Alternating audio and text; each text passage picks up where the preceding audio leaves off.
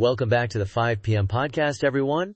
I'm Dan, and as always, I'm here with Tina, ready to dive into another fascinating topic. Hey Dan, hey everyone. Always excited for these conversations. Today's topic feels particularly relevant given everything going on in the news. It really does.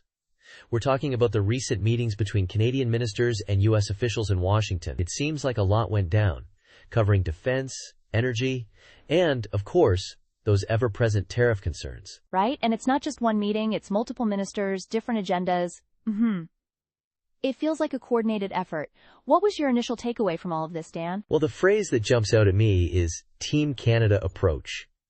It sounds like they're trying to present a unified front across different levels of government. You've got Minister Blair and Champagne on defense, Wilkinson tackling energy, and even municipal leaders chiming in. That Team Canada thing is interesting. So it's like federal, provincial, and even city officials all working together? How common is that, especially in something as complex as international trade? From what I understand, it's becoming more common, especially when facing potentially aggressive trade policies. It's about amplifying their collective voice, showing the U.S. that these issues impact multiple sectors and regions. Okay, let's break this down a bit. Let's start with the defense side of things. What were Blair and Champagne focusing on in their meetings? Defense was all about partnership. They're talking about NORAD modernization, which, is that joint aerospace defense system. It's a big deal, a $38 billion project. And then there's this defense supply chain integration, which is kind of like making sure both countries' defense industries can work together smoothly. NORAD. That brings back memories of old Cold War movies? But seriously, it makes sense to keep that updated. What about this supply chain integration? Is that about sharing technology, or? It's about a bit of both, I think.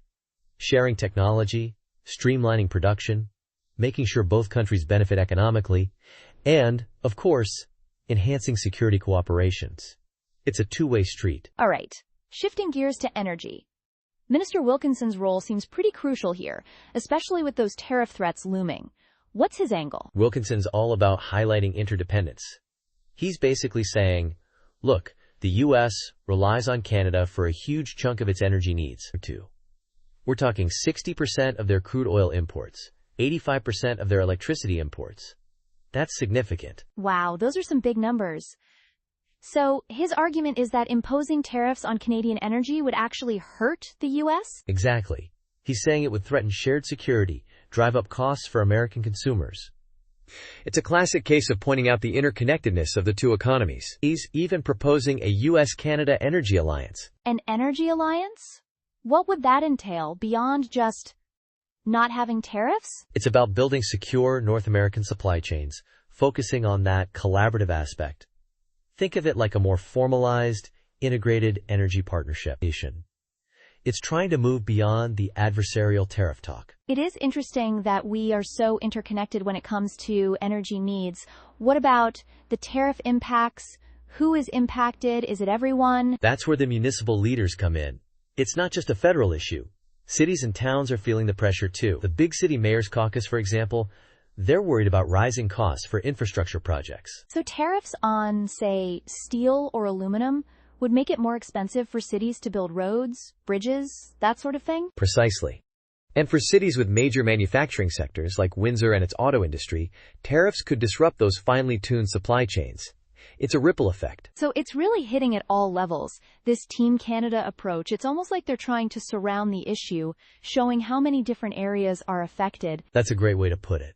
It's a multi-pronged strategy. They're leveraging defense cooperation, highlighting energy interdependence, and bringing in the local impacts to make their case. It's a complex situation, and it'll be interesting to see how it plays out. Especially with the U.S. election cycle, things could get unpredictable. Unpredictable is an understatement. But this coordinated approach from Canada, this Team Canada strategy, it at least shows they're prepared to engage and advocate for their interests. It is a good show of unity. Well, thanks for breaking all of that down, Dan. It gives us a much clearer picture of what's at stake in these discussions. Anytime, Tina. And thanks to all of you for listening. Join us next time on the 5 p.m. podcast for more deep dives into the issues shaping our world. See you next time.